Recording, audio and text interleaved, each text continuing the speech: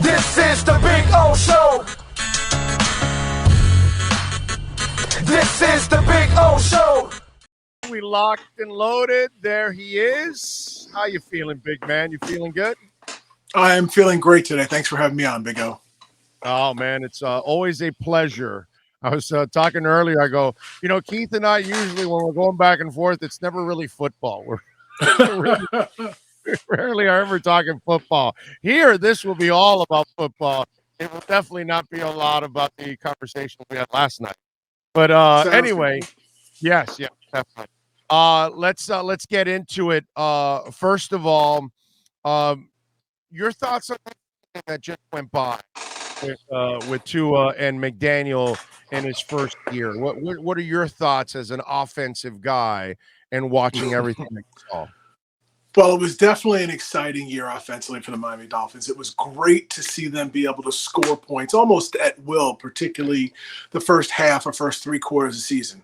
But as we know, the NFL catches up to every new type of offense. And you saw basically probably at that San Diego game, the NFL defense, or maybe San Francisco, those defense began to adjust and figure out how to slow down the Dolphin offense. So I think that's something Daniel's going to have to learn as a head coach. When the NFL adjusts, what's your counter move to their counter move? And I think we'll see that this season. So it was exciting for me and my family to see the Dolphins back in the playoffs.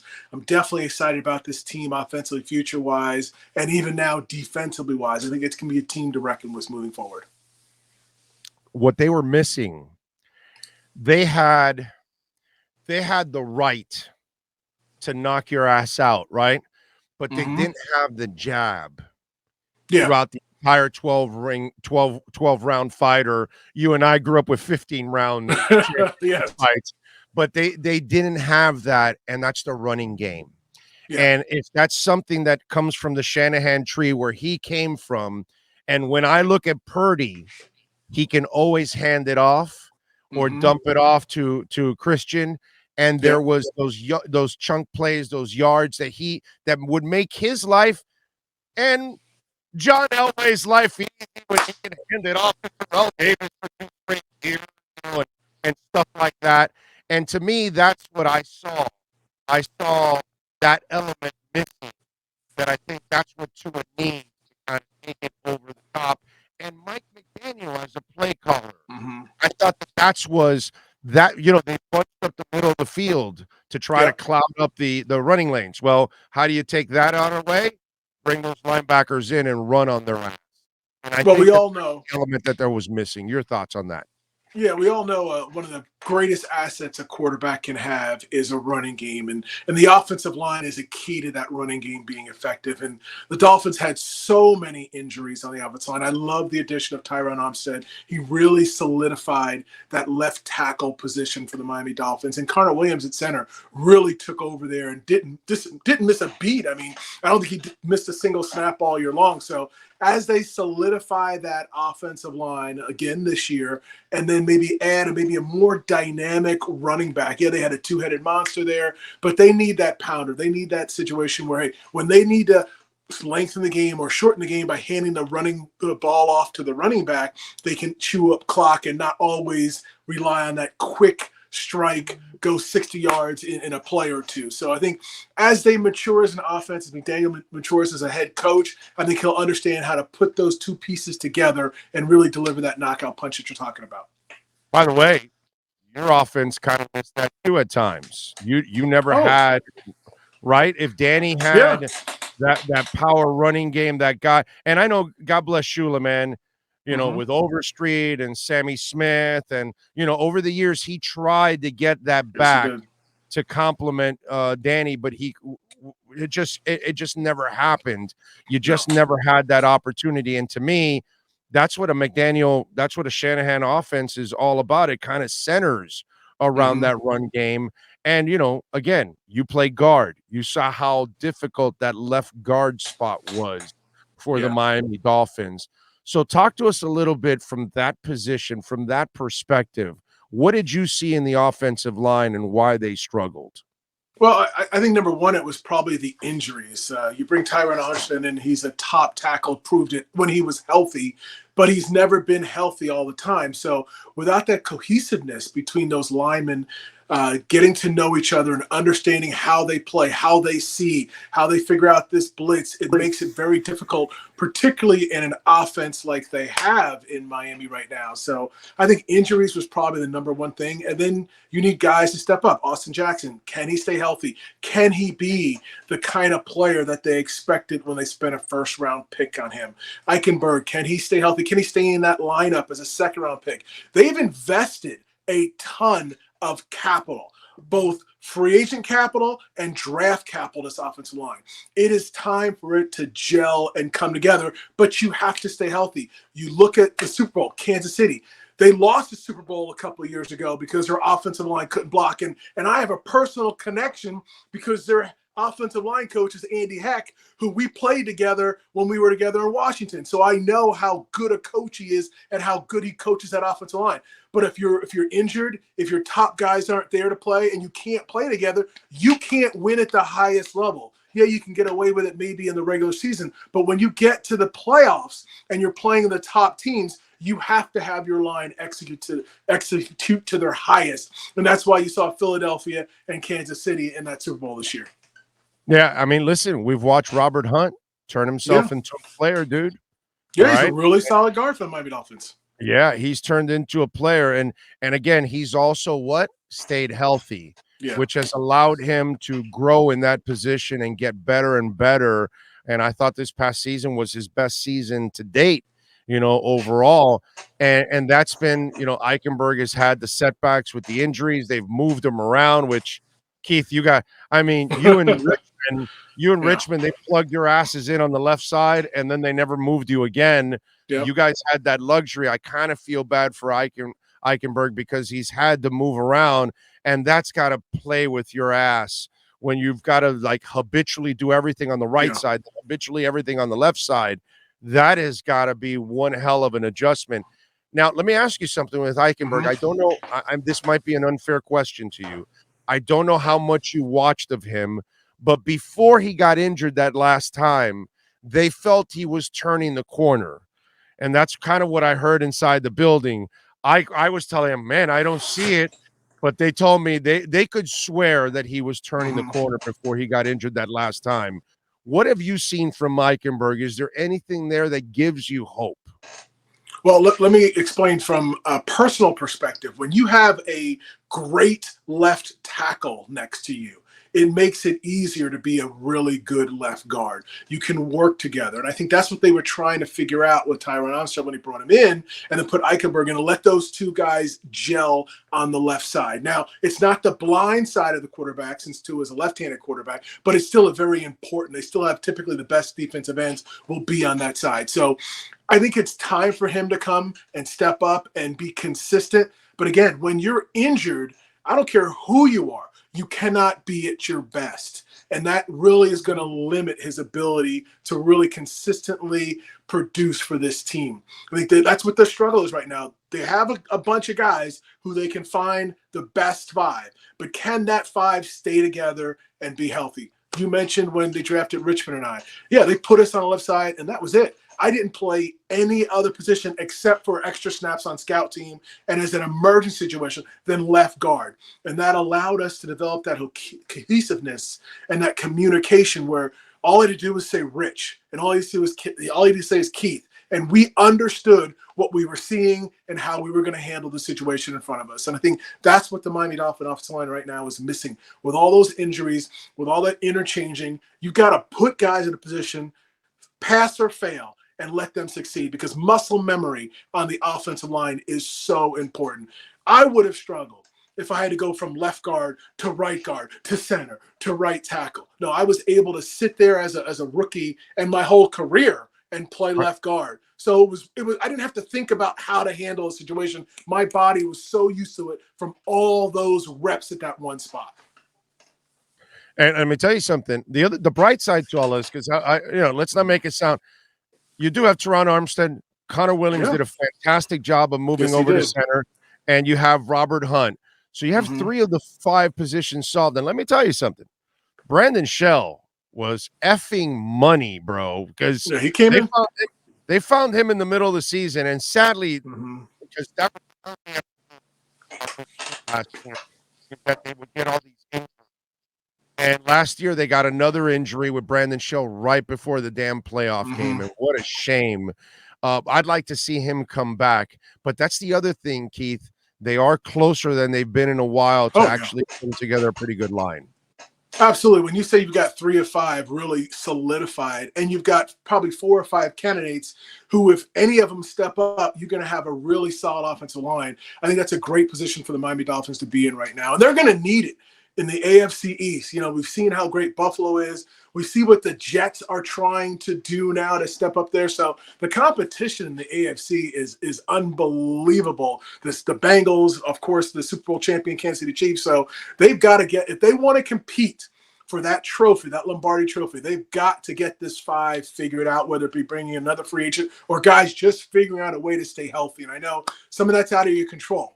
People fall on you. You have knee injuries, ankle injuries. There's nothing you can do on that. But you need guys who can be in there for 16, 17, 18, 19 games, whatever it's going to take to get to that Super Bowl.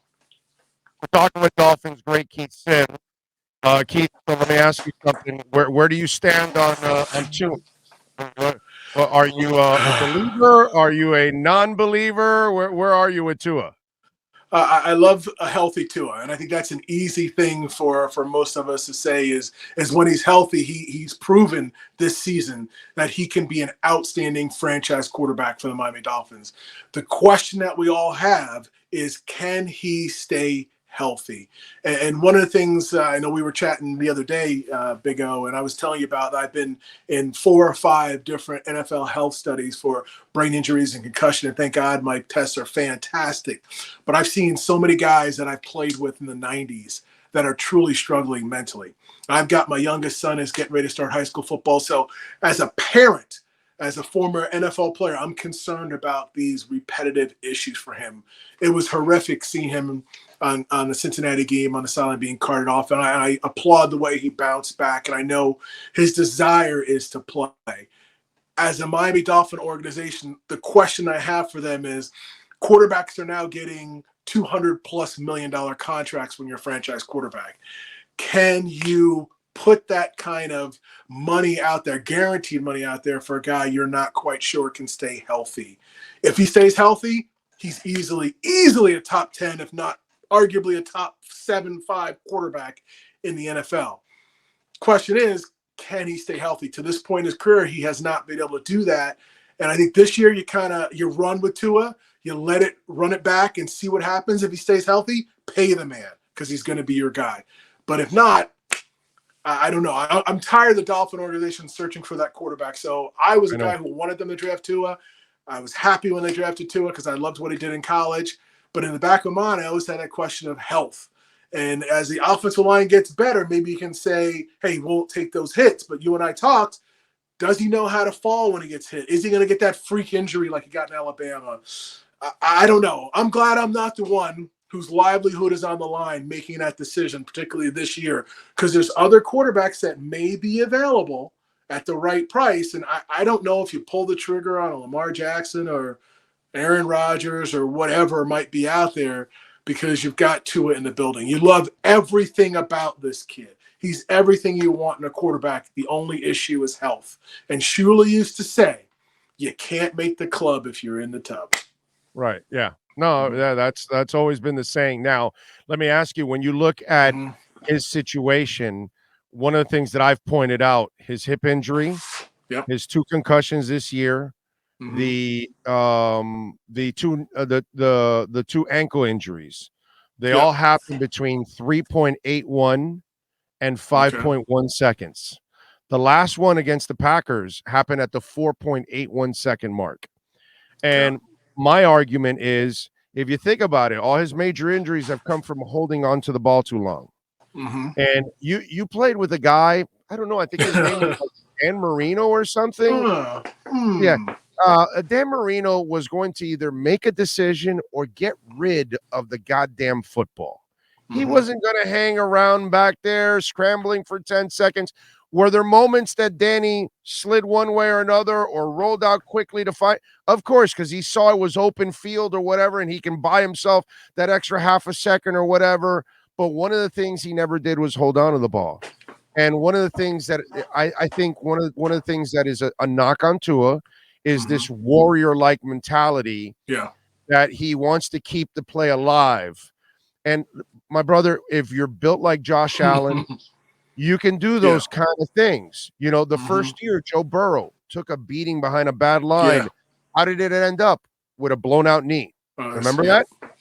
And so for me, what I think Tua needs to do is live the life that Brady, that Peyton Manning, that Dan Marino, that Drew Brees, you know, I can go on and talk about those kind of guys. They didn't scramble around like Pat Mahomes.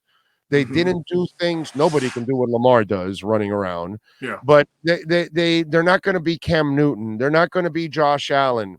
These kind of quarterbacks, those traditional pocket passers, they made a decision quickly and moved on because they lived for the next play. And to me, if I'm documenting all your major injuries are, dude, way after 3 seconds, you're going into 4 and 5 seconds. To me, that's the key. You don't have the athleticism, dude. You're not the guy that's going to run around like Russell Wilson or Pat Mahomes. So play like Marino, play like Peyton Manning and Brady. These guys are statues. They move slightly faster than their Hall of Fame busts. You and I know this. Absolutely. So play like that, dude. Make a quick decision and live for the next play. Danny was more than willing to throw it out of bounds, bro. Oh, yeah. And I agree with you, but you have to remember that the NFL defenses have caught up with it. At the beginning of the season, it was those quick, ball was out at 0.2 seconds or 2 seconds, it was out, quick slants, guys were taking it to the house. Well, now corners are coming up, they're taking away those easy throws, and they're making Tua hold on to the ball longer if you want to not just dump it off to your back in the flat. So it's a combination. You've got to move the offense, but you have to protect yourself. And the minute he shifts from being aggressive to being protective, I think the defense has won. Because if you make offenses go 10, 12, 14 plays, the odds are against you scoring a lot of points. It's those quick strike offenses that scare the heck out of defenses. And I think it's a balance that he has to learn to protect himself within the scope of the offense. But that brings us back to that running game. And one more element. Let's add the tight end, because clearly our head coach had, this hard on that he didn't want to play Gesicki, and that Gesicki doesn't fit his two-way. And I get it. You want to sell to the defense that this guy could be staying a block or he could catch. You don't know. But if you play Gesicki, you know he's not blocking. I get the whole premise of it. It still bothers me because the guy you played for figured out a role for everybody. He didn't give a shit if you were Jim Jensen. He found the way to play you. He didn't care. You know what I mean? And so that's one of the things that I loved about Shula, that he had that greasy kick, Morris, Tonka, that you didn't have to pass a lot. Then he had Woodstock, and then he had Marino. So he adjusted to all kinds of players and and that's one knock that I had on McDaniel last year. Like, I get it, dude. He doesn't fit exactly what you do, but dude, he's a hell of a pass catcher. Get his ass on the field. Notice how the last month of the season they started to play him a little bit more, and all he did was make plays for you. And so a running game and an impactful tight end that you can't cover like they have in San Francisco and those kind of offenses, like Shanahan had in Denver, you know, like that. I think that's the other element they're missing. He's really missing his two-way tight end that's dynamic, and missing that running game that's impactful. Totally agree with you, and they're not that far away. I know this draft is loaded with tight ends, and like you said, for whatever reason, Gesicki didn't fit the model they were looking for, and they struggled to figure out a way to get production out of a guy you placed a franchise tag on last year at the tight end position. So if they solve that, and you start dreaming about what this offense could look like with Waddle and Hill, and you put a dynamic tight, I'll say a George Kittle type tight end that can block and catch, and then you step up your running back just a little bit, your offensive line stays healthy, it is going to be a tough offense to really handle for the NFL moving forward. But at the same time, you say to yourself, hey, McDaniel was a first-time head coach, and you expect certain struggles. We talked about time management. Now we talked about non-utilization of the tight end position. I think that will get fixed. I'm sure those are priorities for this offense to fix moving forward for next offseason. So to me, if everybody can stay healthy, quarterback on down, and you add one or two pieces, this team could make some noise next year. Yeah, man. I'm telling you, those elements were missing from this offense, and that was really a shame. But again, this is his first year. Yeah. Who the hell takes over a first year and has every element, in their offense? What San Francisco has, they've been building that for several, and they've done an exceptional job of building it. Let's not, but they have built it, and it's taken them several years to get to this point. But you do look at Tua as an elite passer. I'm not saying he's an elite quarterback, but he is an elite passer, right? That you see that the accuracy, ball placement, anticipation, all those kind of things. The only question I would have on him, and he kind of answered that this year, is his arm strength for down the field and wide side of the field. But accuracy and timing and anticipation, he is one of the top quarterbacks in the NFL with that. And I think the system works well to his strengths. And you could see him and McDaniel, how they were on the same page throughout the year. And I think that's a huge positive for Tua. That's why it's a struggle. I think it'd be a mistake for the Dolphins to just give up on Tua. But at the same time, without a solid replacement. I mean, if you told me, hey, we could get Lamar Jackson over him, I say, okay, I understand that. If you say, hey, I can get Aaron Rodgers over him. You're a Lamar. I don't believe he's the passer, bro. Well, he's not. He's not the same passer as Tua, but he brings a dynamic aspect to the running game from the quarterback position that you see what that can do. You see what Josh Allen, his ability to run the football. You see what Patrick Mahomes. He misses more games than Tua the last 2 years. Very true, but his Bills are ahead of us right now. So, I mean, I love Tua. I love his positives, but those negatives are also a little bright as well. And number one is the health. If he suffers another concussion or two, hey, if I was like, you know what, you need to retire. And that's the difference. He's had some devastating injuries that you sit there and say, ooh, how long can he hold? He's a small body as it is. How long can he hold up? And unless you have the 49ers offensive line or the Eagles offensive line in front of you, which we don't have yet. Maybe we can get to that in the future, but we don't have that yet. And with Tyron Armstead's history of never finishing a season, you're going to have some lapses in that offensive line. So it's a tough one. I don't have a solid answer. I think I'd be okay with Miami keeping Tua and riding him out this year. I think that's the number one plan, and then see what else is out there. You have to be open. One of the things that I find the way I've been open is if Hendon Hooker's available to you in the second round. Okay, that's the way I've been open because I'm not here to get Aaron Rodgers and deal with his ass for a year or two and then you're done. I'm not doing that. I think Tua's better than Derek Carr anyways. I think Tua is better than every other option you have out there. So I don't really care about what options are out there. Mm-hmm. I think he needs to learn how to play the game the right way. He has to understand who he is and who he's not. And that way, once he knows who he is, then he will excel because Drew Brees had to do the same thing. Small guy. You can't go holding on to the ball and taking a whole bunch of shots. And think about this. I pointed out all his major injuries are from holding on to the ball too long. Okay, if he doesn't hold on to the ball too long, he has survived the regular hits that a quarterback has survived.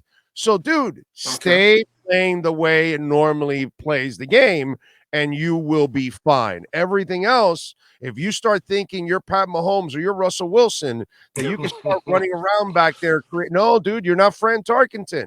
You're not Roger Staubach. If you want me to hit you for this generation or past generations, I can do it all for you. I've seen the scrambler. He's not the scrambler. That's all. It's pretty simple. I understand. You've seen the scrambler. We've seen the scrambler.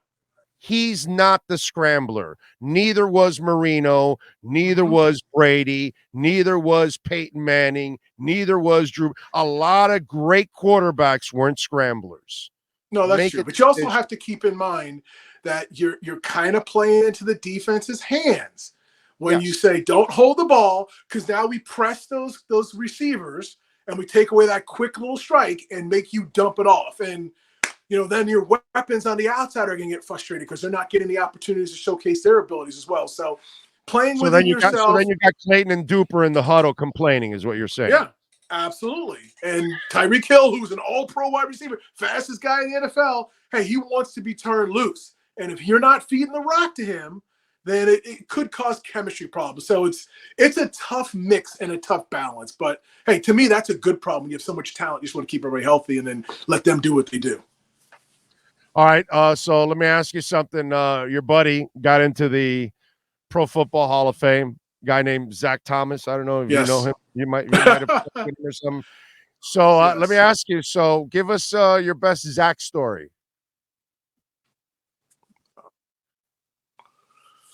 Oh, my internet's breaking up. Can you still hear me okay, right? I hear you. Give me good. Your best Zach story.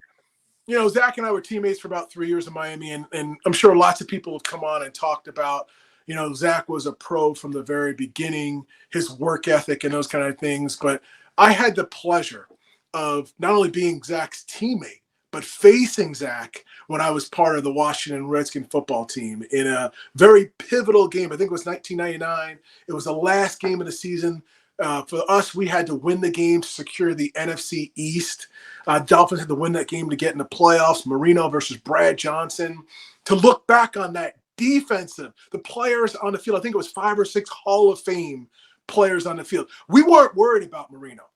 We were worried about that defense. I mean, we had Darryl Green at a corner. We had Champ Bailey at the other corner. So we were going to lock down the Dolphin offense. But that Tuesday, I got called into Redskin Park. So I show up. I'm like, what the heck's going on? What could they want? I go into the offensive line room. It's Russ Grimm, Norv Turner, and a couple other coaches. And they're like, sit down. We need to talk to you. I said, okay, what's up? They're like, well, we need to know how to attack this defense. We need to know how do we stop not Jason Taylor, but they were worried about Zach Thomas.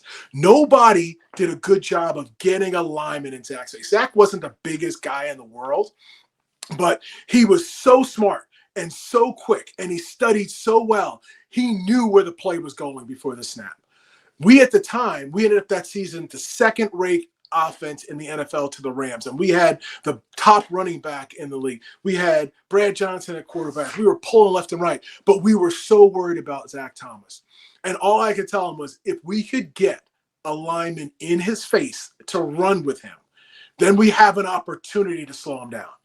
But if you're going to try to combo block up there, he will see past that. They had Daryl Gardner and Tim Bowens at the defensive tackles. We were never going to lay a hand on him, and Zach was going to have 20 tackles, and we weren't going to be able to run the football. So we devised a scheme. We challenged myself and Trey Johnson, who was the other Pro Bowl guard at that time. We had to go one-on-one with those defensive tackles, and we tried to sneak the center through just to run and get through on Zach. And we did win the game. I think it was 21-10. We rushed for 100-something yards, but it was a dogfight. But that was the first time in my career I've ever sat in a meeting with coaches, and they were worried about a middle linebacker. Not Ray Lewis, who we played that year and beat, not Junior Seau. It was Zach Thomas. That's the level of respect that he had in the league, and that's the level he played at. So it was fun to get a chance to play him and Jason and Tim Bowens and those guys. We hugged and we shook hands before the game, but it was a dogfight battle that we won. But it was a lot of fun. I got an opportunity to block him a few times that game. And I'll tell you, it was very tough to get on Zach. He was a outstanding player, Hall of Fame player, long overdue. His numbers say the words. And he was a great guy. Zach was a great teammate. He's been a great Dolphin. He's been a great ambassador for the game. And I'm very, very happy that he's going to get an opportunity to get that bus and finally find his place in Canton, Ohio.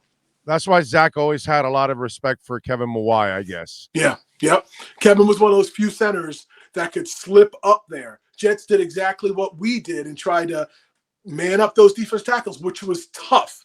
Tim Bowens and Daryl Gardner are very difficult to block one-on-one. But if you can do that, and in Washington, we were running team. So if we could get those defensive tackles handled and let our Corey Raymer, our center, slip up, because he was a smaller guy too. He could run, then he could take the angle and kind of shield Zach. Well, Zach still had, I think, 6 solo tackles that game. Not as usual, 12 or 15. but we were able to control that game. But it took the entire offensive game plan to worry about where number 54 was. By the way, let me just give Brad Johnson a little love. Yeah, because he gets dissed like he he's does. just a jag of a quarterback, Mm-hmm. and he was actually a solid player, dude. I don't think Yes, he gets enough credit. He was a good quarterback, dude. He put up some good years in Washington and in Minnesota. He put up some numbers, man. And he kind of gets thrown to the side like he's just a guy, like because they won in Tampa. And like, oh yeah, he's no, dude. Brad Johnson was a pretty good player, bro. It just sometimes he doesn't get really enough love, No. But he was a great guy. He was a great guy. I don't know, and he really took care of his offensive line. I will tell you that much. He really treated us really well. Yeah. Well, just in case, Brad, you're watching, bro, respect you, bro. You don't get enough love for being a good player in this damn league. So let me ask you something. Mm-hmm. Zach gets what he deserves finally to get into the Pro Football Hall of Fame. So let me ask you.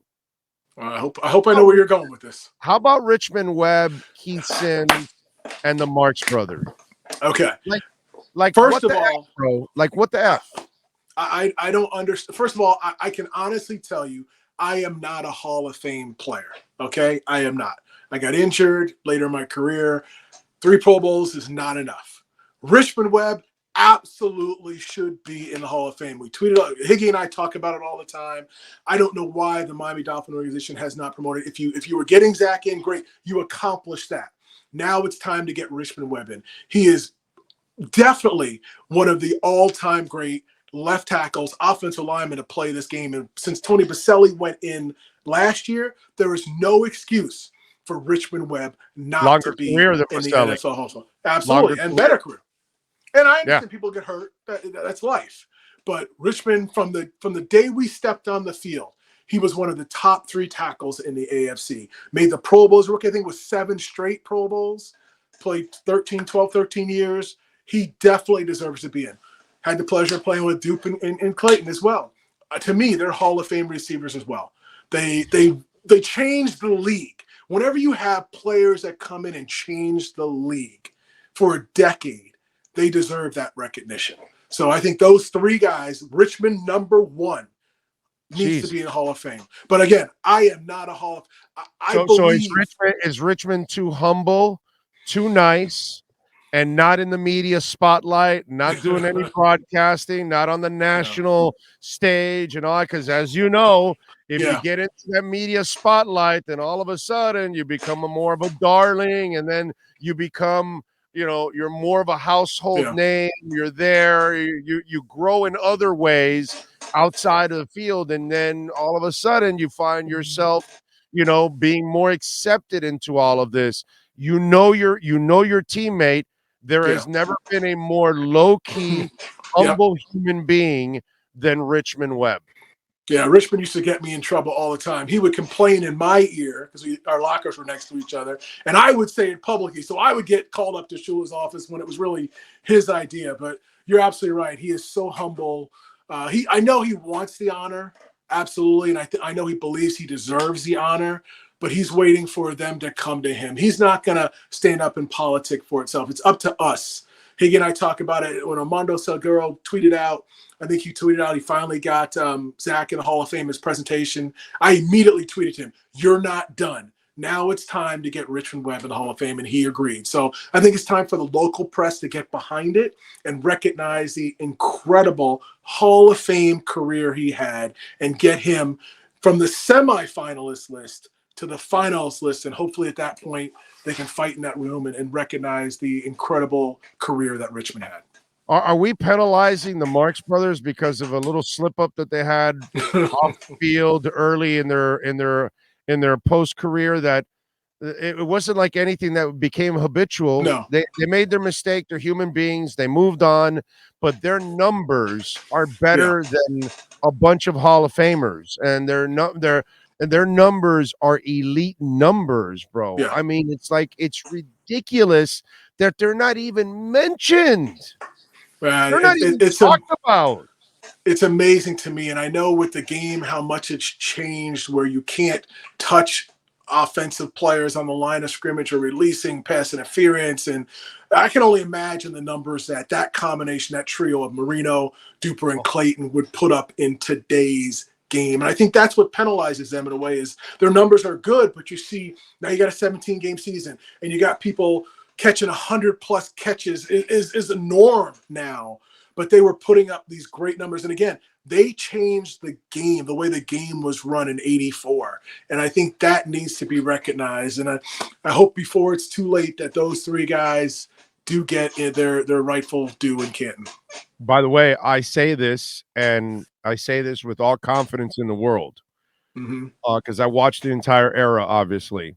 When Mark Clayton was at his best, only Jerry Rice was better. To me, he was the second best receiver in the NFL at that time. You agree or disagree on that? Hey, Jerry Rice was probably the best football player ever. Period. For what he did 20 years, unbelievable. Knowing Mark and having been teammates with Mark and Clayton and Dupe, I have so much. I'm biased in a way because I want to see my guys get in there. So I'd have to look at the numbers, but they were special. You know, when I was in college, getting a chance to watch those guys do what they do, it was amazing to see what they did. And then freak athlete, a freak athlete. Yeah. Okay. Like Duper had great speed and hands and all that and good route runner. But Clayton was a special athlete. He had body control in the air. Yes, he did. Tight grip hands. I mean, dude. Great combination. Awesome. It's just, I look back on it and said that I think all three of these guys, or I'm going to throw Marino's already in Hall of Fame, all three of these guys would get more recognition if we had won a Super Bowl. And I think that holds, or even gone to a Super Bowl, you know. I think that they hold that against players too much. Well, you weren't a champion. Well, it takes 53 guys to be a champion. It doesn't take 1 or 11. It takes an entire team. And it's a shame. I wish we'd gotten Marino a ring or an opportunity to get back to get that ring, but we weren't able to accomplish it. But that never diminished what he did. The Tua crap now, right? Oh, well, what? Does he need a perfect team? I go, man, every quarterback needs help. Why do you think Marino didn't win? Because he didn't have a running game and a defense, dude. That's why. If he had a big-ass back and a defense, they would have won a couple of Super Bowls. That's the thing. Every quarterback. Pat Mahomes, you said it. A couple years ago, he goes to the Super Bowl and he gets his ass kicked. Why? Because he was on his back the entire time. You didn't give him a line, you're not going to get a Super Bowl. It's really the ultimate team game. Some people think this is Danny Manning in Kansas, and you're taking them all the way to the championship all by yourself. And here's Melo, and taking it all the way. Melo didn't get to win an NBA championship. Do you know why? Because one guy can't carry you in the NBA. No, they can't. Not even in the NFL. Definitely not. You put up Kansas City. Great example. When they got beat, they invested in their offensive line. They lost Tyreek Hill, and they brought in a bunch of receivers, and they were able to gel. A bunch of defensive backs, and they were able to gel. You've got to adjust and change. But at the end of the day, you have to have 5 or 6 outstanding core players in order to take it to that next level. Now, there's something that Buffalo's struggling with right now. Do they have enough of those core players to take it to that next level? Yeah, and they're going to lose some this year in the offseason. Yeah. So Miami's going to jump them this year and win that division. All right, Keith. I appreciate you, my brother. Thank you, as always, for taking some time, my man. We'll catch up down the line in the offseason when we get closer to the preseason, so we get a feel for the team. All right, my friend. Sounds good. Thank you for having me. It's been a pleasure to be on. Thank you, my friend. Let's get let's start the petition for Richmond Webb in the Hall of Fame. Let's get him on the ballot this year. I agree with you on that one. We should start that. Thank you, Keith. Appreciate you, my man. Have a great day. And by the way, thank you, Keith. And listen.